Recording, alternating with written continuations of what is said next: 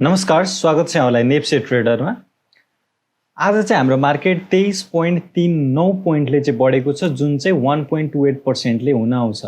र आज हाम्रो मार्केटले चाहिँ 1840 को जुन एउटा सानो रेजिस्टेन्स थियो त्यसलाई चाहिँ ब्रेकआउट दिएर चाहिँ यहाँ हेर्न पनि सक्नुहुन्छ, ब्रेकआउट दिएर फेरि 40 के लेभलतिर सपोर्ट लिएर चाहिँ आखिरमा चाहिँ अहिले चाहिँ 1845.01 मा चाहिँ पुगेको छ। आजको दिनमा 187 वटा कम्पनीहरूले फाइदा गरेका छन्, कमाएका छन् भने 25 वटा कम्पनीहरूले घाटा बेहोर्नु परेको छ र 7 वटा भने कम्पनीहरूको मूल्य जस्ताको त्यस्तै। आजको टप गेनरको कुरा गर्नुहुन्छ भने एनएलबी, इएचपीएल, जीएलएच, एडीएलबी, साहस। त्यस्तै टप लुजरको कुरा गर्नुहुन्छ भने एमकेएचएल, युएनएलबी, एनबीएलडी, नेपाल बैंक लिमिटेडको डिभेन्चर, त्यस्तै एनआईबी बैंकको डिभेन्चर, त्यस्तै एमएमएफ1। यी तीनवटा चाहिँ यो चाहिँ म्युचुअल फन्ड, दुईटा डिभेन्चर र एमकेएचएल र युएनएलबी, यी यतिले चाहिँ आज एकदमै धेरै घाटा बेहोर्नु परेको छ। त्यस्तै टप टर्नओभरको कुरा गर्नुहुन्छ भने आज पनि शिवममा एकदम धेरै सप्लाई देखिएको छ, एकदम ज्यादा रकमको कारोबार भएको छ आज। त्यस्तो अर्को छ एनटीसी, अर्को छ एनआईसीए, सीआईटी र एमकेएचएल। यो चाहिँ माई खोला हाइड्रो पावर आज हिजो भर्खरै लिस्टिङ भएको थियो र यसको आजै हिजोभन्दा चाहिँ आज एकै दिनमा चाहिँ एकदमै धेरै टर्नओभर आएको छ।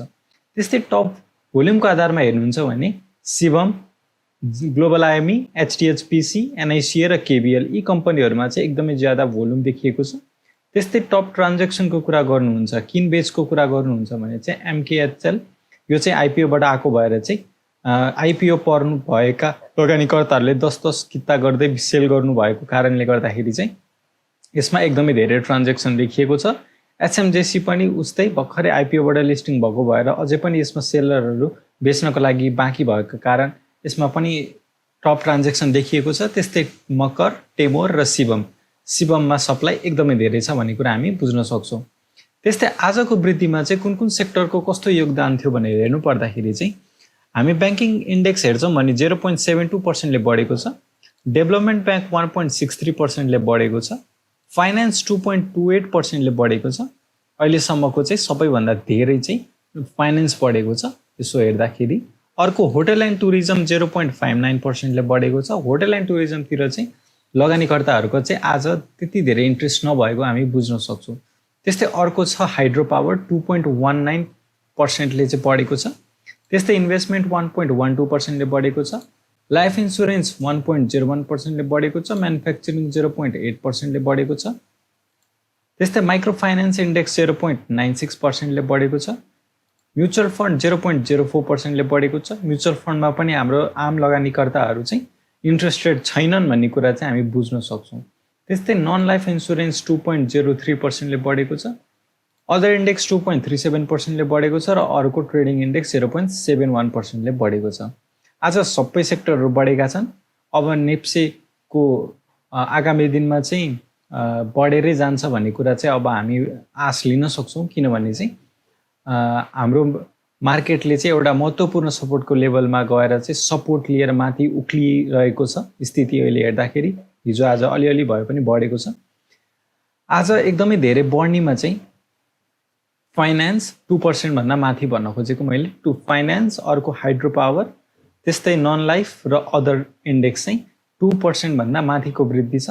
तर हामी ओभरअलमा चाहिँ नेप्सेको लिडर भन्छौँ भने development bank, finance, hydro power चाहिँ यी त हुन् नै, तर नन लाइफ र अदर इन्डेक्स पनि आज चाहिँ बढेको छ। अब भोलि पर्सि पनि बढेर गयो भने बल्ल हामी यसलाई चाहिँ मार्केटको लिडर भन्न सक्छौँ। तर अहिलेको लागि चाहिँ डेभलपमेन्ट ब्याङ्क, फाइनेन्स र हाइड्रो पावर, यी तीनवटा सेक्टरहरू चाहिँ नेप्सेलाई गाइड गरिरहेको भनेर हामी बुझ्न सक्छौँ।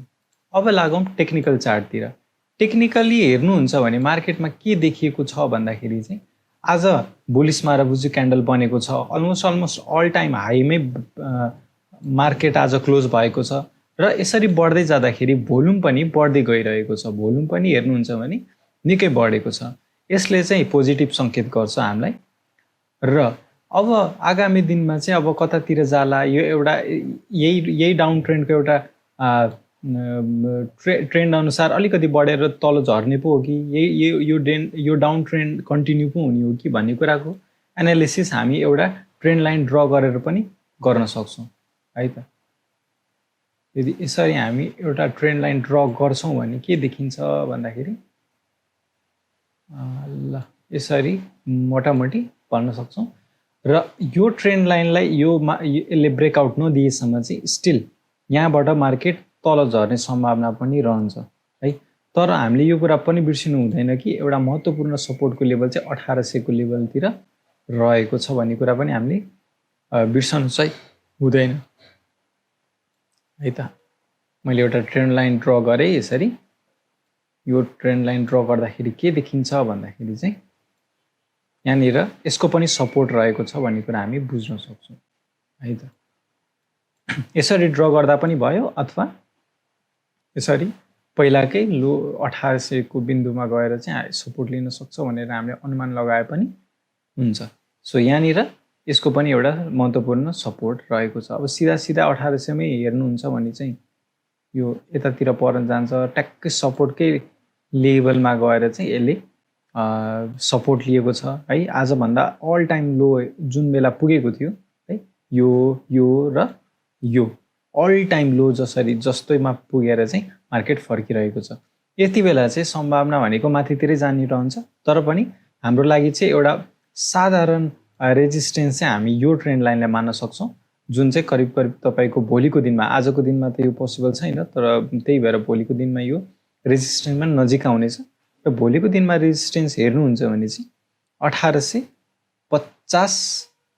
देखि 54 यो पोइन्टमा चाहिँ यसको रेजिस्टेन्स देखिन्छ। यदि यसलाई सर्लक्क ब्रेक गरेर जान सक्यो भने चाहिँ बल्ल हामीले यो ट्रेन्ड लाइनलाई चाहिँ बल्ल यसले तोड्यो, अब चाहिँ मार्केट माथितिर जान सक्छ भन्ने कुरा हामी बुझ्न सक्छौँ है त। अब इन्डिकेटरहरूले के भनिरहेका छन्, एउटा ट्रेन्ड लाइनको भरमा मात्र हामीले ट्रेड गर्न मिल्दैन, त्यही भएर हामी पहिला कुरा हेर्छौँ एमएसिडी। एमएसिडी हेर्नुहुन्छ भने चाहिँ कस्तो प्याटर्न बनिएको छ भन्दाखेरि चाहिँ मैले तपाईँलाई बारम्बार भनिरहेको थिएँ, यहाँनिर एकदम तल्लो लेभलमा चाहिँ एमएसिडीले बाई सिग्नल दिँदाखेरि हाम्रो मार्केट कहाँ थियो भन्दाखेरि एकदम धेरै माथि थियो है। र तर एमएसिडी चाहिँ एकदम तल थियो, यो माथि थियो, यो तल थियो। यसले बाई सिग्नल जेनेरेट गर्यो, खासै बढ्न सकेन, किनभने यो लगभग -40 को एरियातिर चाहिँ यसले बाई सिग्नल जेनेरेट गरेको थियो। तर अब हेर्नुहुन्छ भने चाहिँ कस्तो डाइभर्जेन्स देखिएको छ भन्दाखेरि चाहिँ यसले यता सेल सिग्नल आइसक्यो र यो अझै पनि स्टिल 20 कै हाराहारीमा सस्टेन गर्न सफल भएको छ। तर मार्केटको प्राइस हेर्नुहुन्छ भने मार्केट चाहिँ अल टाइम लोमा छ। अब यो डाइभर्जेन्सले गर्दा के हुन्छ भन्दाखेरि यहाँनिर चाहिँ बाई सिग्नल जेनेरेट गर्यो भने चाहिँ यो बाई सिग्नल भन्दा धेरै नै पोजिटिभ वेले स्ट्रङ बुलिस हुनेछ। र अर्को कुरा एकदम सस्तोमा पनि पाइरहेको छौँ भनेको यो चाहिँ बेस्ट अप्सन हुनसक्छ तपाईँहरूको लागि किन्नको लागि। र बाई सिग्नल आइसकेको छैन, भोलि पनि अब यसरी नै बढ्यो भने चाहिँ बल्ल बाई सिग्नल आउन सक्छ। अब यसको लागि चाहिँ हामीले भोलि एक दिन बाँकी छ होइन र, आज थर्सडे हो भने चाहिँ यसरी अब एकचोटि अब हामीले सन्डे कुर्नुपर्ने हुन्छ। आज थर्सडेको दिन चाहिँ यो खुलेन, थर्सडेको दिन आज लास्ट थियो यो हप्ताको। अब चाहिँ भोलि 2 दिन बितापछि अब सन्डे हामी के कस्तो हुन्छ भनेर हामी हेर्न सक्छौँ। अर्को महत्त्वपूर्ण इन्डिकेटर रहेको छ बोलिङ्गर ब्यान्ड। यो लगाएर हेर्नुहुन्छ भने चाहिँ लोअर ब्यान्डलाई चाहिँ यसले छोएर सपोर्ट लिएर चाहिँ माथि फर्किरहेको छ। स्टिल यसको लागि रेजिस्टेन्स भनेको चाहिँ मिड ब्यान्ड अझै पनि रहनेछ।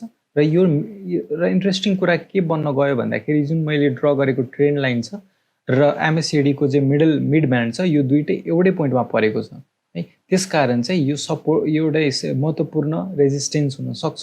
त्यही भएर सावधान हुनु होला। यसलाई ब्रेकआउट दियो भने बल्ल नयाँ बाइकको लागि सोच्नु होला। त्यस्तो ढिलो भइसकेको छैन किन्नको लागि, त्यही भएर चिन्ता लिनु पर्दैन। भोल्युम पनि खासै आएको छैन, मान्छेहरू अझै पनि पर्खाइको स्थितिमा रहेको छ भन्ने कुरा हामी बुझ्न सक्छौँ। तर एकदम धेरै भोल्युम बढ्न थाल्यो होइन, कारोबार रकम पनि टर्नओभर बढ्न थाल्यो भने बल्ल हामीले अब मार्केट पोजिटिभ भयो फाइनली भनेर बुझ्न सक्छौँ र मार्केट पनि त्यही अनुसारले बुलिस हुनसक्छ। अर्को महत्त्वपूर्ण इन्डिकेटर छ आरएसआई। आरएसआईले चाहिँ ट्रेन्डको स्ट्रेन्थ जनाउने गर्दछ। 40 को लाइनलाई यसले ब्रेकआउट गरिसकेको छ। अब प्योर बुलिस हुनको लागि चाहिँ 50 अथवा 60 लाई चाहिँ ब्रेकआउट दिनुपर्ने हुन्छ। पहिलाको जुन यो RSI को रेजिस्टेन्स जहाँबाट यो फर्केको थियो त्यो चाहिँ 57 मा थियो। अब यो 57 ले चाहिँ यसले ब्रेकआउट दिनुपर्ने हुन्छ। त्यस पछाडि चाहिँ एकदम स्ट्रङ बुलिश जान सक्ने सम्भावना चाहिँ रहन्छ। RSI अनुसार पनि अहिले न्यूट्रल बेरिसबाट न्यूट्रल जोनमा प्रवेश गरिरहेका छ।